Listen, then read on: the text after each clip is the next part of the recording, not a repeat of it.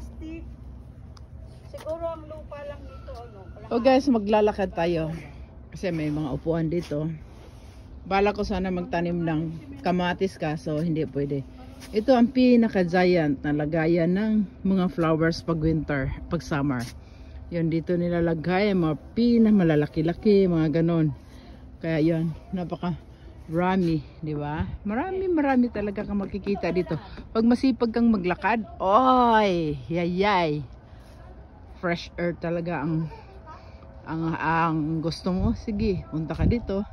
Yan, Negrin, Coltrane. Marami yan sila. Mga lumber, good morning. And watercraft. Yan. May mga kanya-kanyang history. Yan. Dito na kami sa palapit ng palapit. Yan, diba? Sobrang linis. Okay guys, thanks for watching. Bye-bye.